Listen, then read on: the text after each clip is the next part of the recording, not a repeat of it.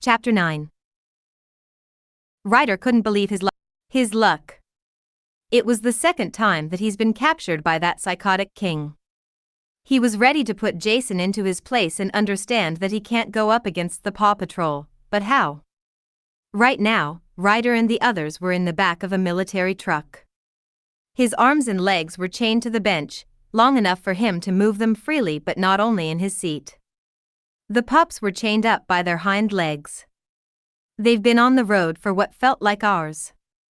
The setting sun hit Ryder in the face through a crack in the tarp. Since the sun sets in the west, Ryder figured that they were northeast. He drew a quick map in his mind and figured that they were headed to Barkingburg, which made sense.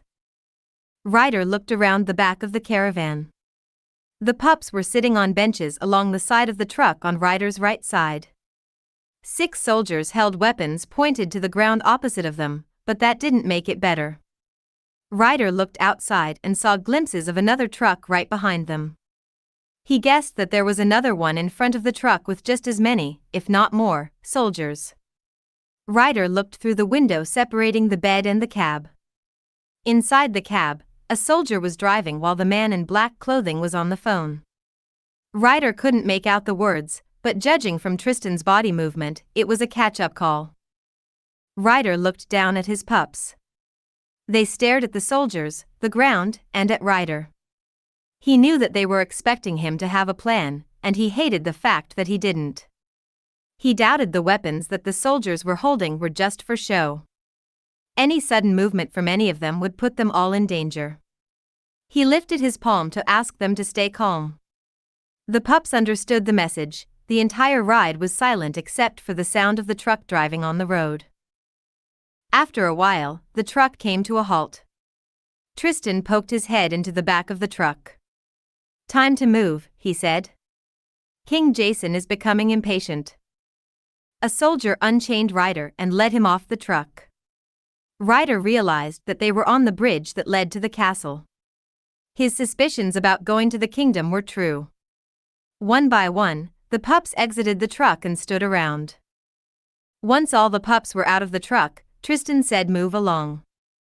Into the castle." Fearing that any sudden movement could put the pups in danger, Ryder obeyed. The pups followed his role and they marched into the castle. 2 soldiers stood in front of the castle doors. When they saw the group approach, they opened the doors, allowing everyone inside. The inside of the castle looked the same as when they last were in there. On the throne, instead of seeing the princess, a man they knew too well sat in it. Jason wore a purple suit and tie, black shoes, and a black button-up shirt. He had his arms supporting the weight of his head, which Ryder guessed that it meant that he was bored. When Jason saw them walk into the center of the ballroom, he sat up straight. "Paw Patrol," he said. "Welcome." He stood up and bowed. "Welcome to my castle. I am so glad you can make it." Ryder didn't feel like it was a warm welcome, especially with the soldiers pointing their weapons at them. Ryder was confused why the king was acting like they were, which he knew was far from the truth. "What do you want, Jason?" "Plus." Straight to the point, Jason pointed out. "Well, since you asked so nicely, I'll tell you. I want what I always wanted.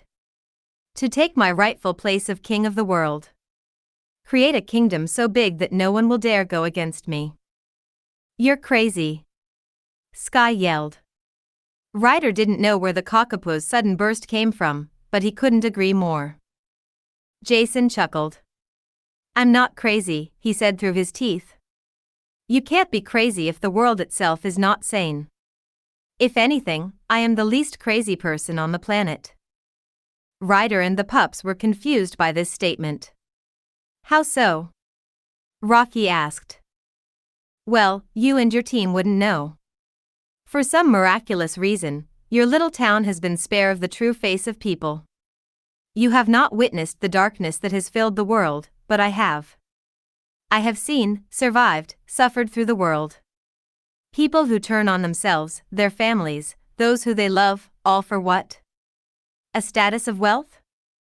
People are selfish by nature, and they would do anything to get their way. And you want to control that, Ryder guessed. Exactly, Jason replied. You know, my family name is Puissance, which means power in French.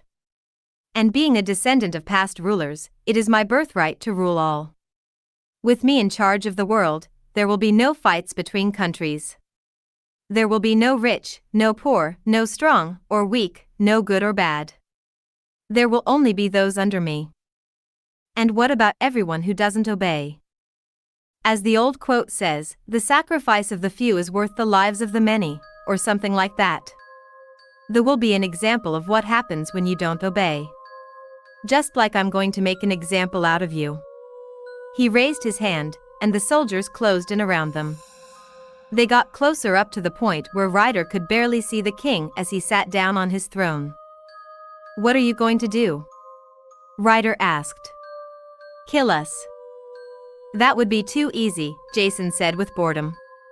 You and your little team of mutts have caused me too much trouble. I want to make sure you suffer for what you did to me.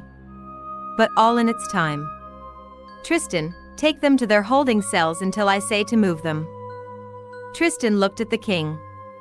But King Jason, Chase, and Marshall will have the same punishment as their team. And if they try anything, I have a surprise waiting for them here. Now, do as you were told. Tristan stayed silent for a second before bowing. Yes, my king. Continue to next part.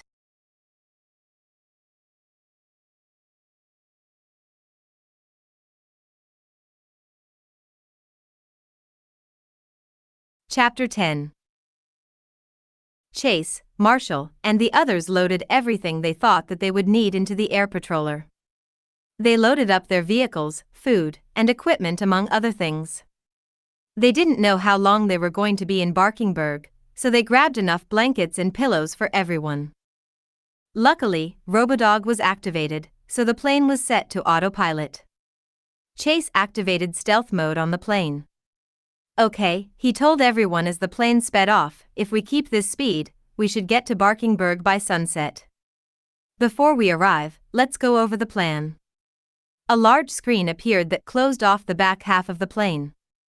The TV turned on and displayed the same map with all the drawn lines they looked at earlier. First, we have to worry about backup. If we're gonna take down Jason, we need the strength in numbers. I will seek help from Zeus and his pack, Luna said. He despises the king just as much as we do, so I can guarantee he will support us. Okay, Chase said. Let's get some rest. We need our strengths for when we arrive. The others nodded and got as comfortable as they could. They all rested for the majority of the ride. Chase woke up 10 minutes outside of Barkingburg. He slept on Ryder's chair. It still had the scent of his owner, which gave Chase the confidence he needed to lead the group. He thought he was the first one until he looked to his right. Solon was sitting down on the couch, looking down at the ground. Chase hopped off the chair and walked over to him. Hey, Solon, Chase said. He sat down right in front of the man. Are you okay? Yeah, I'm fine, Solon replied. Chase noticed that his eyes were distant. Just thinking about my dogs, that's all. Ranger and Chase, the German shepherd asked. He remembered the golden retrievers and how they decided to live with Solon after their encounter with Jason. How are they doing? Good, I think, Solon said softly. I told them that I would be home soon after work. That was the day that Jason overtook us and locked us up. When we got out days later, I wanted to go check on them, but I figured that it would be more important to stop the king, or there would be no home to return to. Now, I'm somewhat regretting the decision of not checking up on them. I'm sure they're doing fine, Solon, Chase tried to comfort. They're both really strong and smart. I know, Solon said. I just wish I would have said something before I left to Adventure Bay. Chase thought about it. Wait, you live in the Barkingburg, right? Yeah, why? If you want, you can make a quick stop by your house. But the mission. Chase stopped him. The mission is about going back with our families. You should go check on yours. Make sure they're good. Solon sighed. Thanks, Chase. You sure know how to lead a team. Chase looked out the window. Yeah, well, I learned from the best there is. 5. We're going to save him, Chase, Solon said, noticing the pup's worried look. We're going to save all of them. This is going to work. I know it will, the German shepherd said. He looked back at Solon. Because I don't what I'll do if it doesn't. A soft alarm went off, waking up some of the team members. Well, then, Chase said. Let's go win.